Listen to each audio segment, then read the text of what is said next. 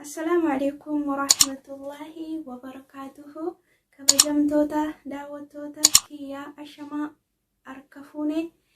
بقى جراتن إسنين جدا وري حاروة مناكو اتدفتن سبسكرايب قوشودان ماتي نافتا لايك شير قودا نججبسا نجينا دابدا إسنين جدا هره كيسما أدى نمان أكان جالدو namallee yeroo kamuu yeroo gammachuu yeroo gaddaa of cinaadhaa hin dhabne kaninillee obbolaa waliin dhaladhe olitti jaalladhu qabadhee dhufeen jira isinuu hin beektu yeroo mara na biraa hin dhabdanii baay'ee takkaan jaalladha baay'een kabajaa yoomiyyuu adda bahuu yookaan arraa fagaachuu hin fedhu namoota bu'aa bayii hedduu waliin dabarsinee sadarkaa kana geenye ammallee gara fuulduraattillee walumaan itti fufnaa rabbillee adda nun baasin isinillee kadhannaa keessaniin nun dagatinaa isiniin jedha faanuu fi gaaddisee gammachuu kiyyana waliin qoodachuudhaaf gara mana kootiitti dhufanii jiranii baay'ee isaan galateeffadha baay'eenillee isaan kabajaa hundumti keessanuu warri akka kootii bu'aa bayii hedduu keessa dabarsitanii sa'aatii guuttattanii moonii taatan baga gammaddanii baga walumaan gammanne gammachuun koo gammachuu keessanii isiniin jedha akkasumas warri sa'aatiillee jajjabaadhaa walumaan jirra haga dandeenyen wal cinaa dhaabbannaa duubatti hin deebi'inaa isiniin jedha faanuuf gaddoo mana kootti dhuftanii gammachuu koo na waliin qoodachuudhaaf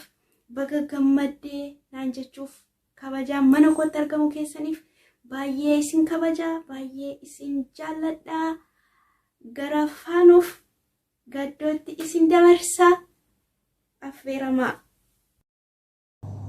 Jirri jirtuu jaalatamtoota fi kabajamtoota yuutuubii sabboontuu jalatti argamtan akkam jirtan nagaa keessanii bakka jirtanitti nageenyi waaqayyoo isinii haa baay'atan jechuu jaaladha. Har'aa mana sabboontuu yuutuubiitti argama. Sabboontiyyee bareedduu koo beektuutoo baga gammaddee gammachuun kee gammachuu hunda keenyatti dadhabbii kee baga firee dadhabbii keetii argattee bagatti gammaddee baay'ee si gammannee jirra baay'ee nama gammachiisa namni dadhabbii isaa firii isaa yoo argate nama gammachiisa dhugaa dubbachuudha fi sabboontuu bareedduu koo irra deebiidhaan baga gammaddee sin jechuu jaaladha akkasumas immoo obboleewwan keenya faana bu'anii gargaaranii bakka kanaan gaa guddanaa galatoomaa oromoo koo hundi keessan sinin jaaladha sinin kabajaa sabboontuun in eegalte malee ammallee hin xumurre aamsa tokkoon qabaa ijoollee oromoo hunda keessaniyyuu ijoollee moonii ta'an akkasumas sabboontuun kan fakkaatan hunda isaaniitiifuu laayik sheer godhaa fi gargaaraa in eegaltan malee gana hin xumurre jechuudha. Kanaafiyyuu olaa jabeessinuu jajjabaadhaa. Sabboontuun in eegalte malee hin xumurre sabboontuu jabaadhu viidiyoo gaggaarii waan gaarii barumsa qabu irratti hojjette ummataaf obboleewwan keetiif fakkeenya akka taatu abdii guddaa sirraa qabna jabaadhu ammallee kana caalaa itti cimii waan gaarii irratti hojjedhu wanna barumsa dabarsan fakkeenya akka taatu abdii sirraa qabna obboleewwan koo olaa jabeessinuu wal jajjabeessaa ammallee warroota sa'aatii hin guuttanne warroota sa'aatii guuttachuudhaaf kaatanii sa'aatii haa guuttachiisnu yaa gargaaru duukaa buunu olaa gargaaru laayik sheer oliif haa goonu viidiyoo oliif haa laallu kuni aamsa kootii jechuudha akkasumas immoo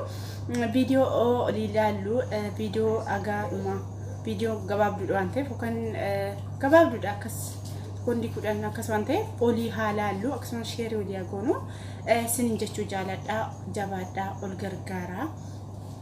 sinin jedha nama boonsitu nama jajjabeessitu sabboontiyyee jabaadhu sin jedha in eegalte malee hin xumurre waaqayyoo bakka yaaddeessi haa gahu Isin jechuu jaaladha kanuma akka sabboontu sa'aatii guuttachuudhaaf kaatanis warri monii ta'anis ol jajjabeessaa ol duukaa jedha isiniin jedha obboleewwan koo viidiyoo biraatiin hanga walitti deebinutti nagaatti tura bye bye isiniin jechuu jaaladha bye. Ashama harka fuunee jirra jirtu kabajamtootaa fi jaalatamtoota hordoftoota sabboontuutu akkam jirtu warri biyya keessaa kan biyya alaa bakkuma jirtanitti nageenya waaqayyo isiniif haa baay'atu ani nagaa koodha waaqayyo kan galatoome haa ta'u nageenya na bira jiru sin biras akka jiru abdiin qaba. Har'a mana sabboontuutti argamnee jira sababni mana isheetti argamneefis gammachuu ishee waliin qoodachuudha fi sabboontuu koo baga gammaddee baga dassi jedhe baga firii dadhabbii keetiitti argattee dhugaa dubbachuudhaaf baay'ee siif gammanne keessattuu ani jechuudha hunduu akka gammadaniif abdiin qaba ana tokkoffaatti anatu baay'ee gammadeef jechuudha baay'ee siif gammanne dhugaa dubbachuudha fi baay'ee das nama jedha namni kamuyyuu firii dadhabbii isaa yeroo itti argatu baratee xumurees yaa ta'u hojjetee iddoo karooraa isaasanis yoo gahee karaa hundaan dadhabbiin firii dadhabbii ofitti argachuuf miti namni kamuu yeroo hojjetu nutis biyya keenya baanii gara biyya arabaa kana yeroo dhufnu waan tokko godhuudhaaf yookiin wanta wayii ittiin hojjechuudhaaf mana ijaaruudhaaf makiinaa bituudhaaf kan jedhullee baay'eedha yaa inni bitama maaliif karoorri jiraannan ati jabduu taate karoorsite taana wanti hin taane hin jiru kanaafuu yeroo dadhabnee asitti irriba keenya dhabnee ganama kaanee sa'aatii 24 isaa wajjin olii gad deemnee hojjannee gaafa biyyatti wanta tokko wantatti karoorfanne san argannu dadhabbiin har'aa kun qormaata keessas dabarree nuttis dhagaamu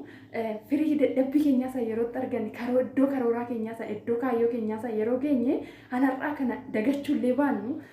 akka barumsatti illee fudhannee bira dabaru hin dagatamu wanta baay'ee keessa yoo dabaru asitti galee ani garuu nan dagadhan jedhu wanta baay'ee asitti keessa darbu dhugaa dubbachuudhaaf hin dagatamu garuu dagachuullee baadhu firii dadhabbii kootii san biyyatti waan tokko raawwadhee jiruu fi ittan gammada jechuudha kanaafuu akkasuma namni hunduyyuu firii dadhabbii yoo argate barumsanis yaa ta'u yeroo amma baratanii too qormaata addaa keessa darbanii yuunivarsiitii deemanii wanta baay'ee keessa darbanii too firii dadhabbii isaanii san yeroo hojiitti argatan baay'ee gammadu kunis akkasuma dadhabbii baay'eedha baay'ee itti dadhabna jechuudha sa'aatii yuutuubii kana guutuuf ulaagaa isaa guutuudhaaf ammallee baay'eetu si hafee guuttee hin jedhamu qixxee jirta eega sana dabarte erga jalqabni kun si bareede dhumni keessa akka bareedu abdii qabna sabboon warri sabiskiraayib laayik sheer gootanii jabeessaa turtan guddaa galatoomaa isiniin jenna ammallee jabinni keessan akka biraa hin hafne laayik sheer gochuudhaan jajjabeessaa viidiyoo ishiin gallakkiftee daawwadhaa fi isiniin jenna warri maatiin taaneef immoo akka maatii taatanii kanuma caalaa jajjabeessitanii kabajaa fi jaalalaan isin gaafadha ani bakka ishii bu'ee jechuudha namni namaaf qoricha waan ta'eef yoo monii ta'aniif illee faayidaa hin qabu ani dhugaa dubbachuudhaaf yeroo baay'ee ijoollee monii ta'an darbee ijoollee tokko yoo ilaalu abdii akka nama carraan nama hundaatu garagara nan beeka carraan kiyya kan isaanii ta'uu baachuu danda'a kan isaanii koo ta'uu baachuu danda'a carraan koo adda ta'uu danda'a garuu carraan nama hundaatu garagara waan ta'eef garuu baay'ee gara abdii kutachuutti na deema jechuudha maaliif namni sun nu barbaadu giddi viidiyoo isaanii daawwannee sheer goonee fi laayik godhuufii qabna kanaafuu isaan yoon argee viiwun isaanii yoon arge laayikii isaanii yoon arge dhugaa dubbachuudhaaf bakka abdiin kutachuutti deema jechuudha kanaafuu kana ta'uu hin qabnu abdii horuufii qabna viidiyoo isaanii daawwachuufii qabna monii taateetti sa'aatii guuttatteetti garuu viidiyoon gallakkifte wanta tokko irratti hojjette yoon daawwatanii fi faayidaa hin qabu nuufuu immoo abdii akka kutannu nu taasisa jechuudha kanaafuu warri monii ta'anis warri sa'aatiis hundi keenya wal jajjabeessuu qabna nu monii ta'anii jennee warra sa'aatii ilaaluu dhiisuu hin qabnu akka danda'amaa ta'een gargaaruu qabna hunduyyuu gargaarsa walirraa barbaanna yoo ati nama gargaartee nama bira deemtee laayik sheer gootee fi nama bira deemtee ati gaarii hojjette namnis akkasumatti sii dhufa waan ta'eef giddu ofii keenya viidiyoo qofa gallakkifannee ta'u dhufee naa daawwata jennee taa'uu osoo hin taane nus nama bira deemnee nama jajjabeessineeti kan argachuu dandeenya waan ta'eef maaliif gaarii godhuun ofumaaf yoo ati gaarii gootee xiqqaa gargaartee guddiftee of biraan geesse guddaa ofii olii kee ilaaluu dhiiftee kan si gadi illee yoo ilaalaa deemte kan si gadi ilaalee kan si kaasuu danda'u jechuudha. Kanaafuu wal jajjabeessuun dirqama keenya dhugaa dubbachuudhaaf jechuudha. Oduu amantaadhaan waliin qoodiin bareedinaan oduu waliin qoodiin harka wal qabannee tokko yoo taane hundaayyuu mo'uu dandeenya dhugaa dubbachuudhaaf. Viiyuun keenyallee baay'ee dabaluu danda'a bakka yaadne garuu dandeenya jechuudha. Kana godhuudhaaf immoo nu tokko ta'uu qabna. Osoo amantaadhaan waliin qoodiin osoo kuni Oromoodha kuni Amaara jennee waliin qoodiin tokkummaa taanee jechuudha. Kuni dhaamsa kootii jabaadha nullee nu jajjabeessaa akka dafnee moonii ta'an jechuudha. Innaa sabboontu dhugaa dubbachuudhaaf baay'een siin gammadee jabaadhu kanuma caalaa gammadii koongira.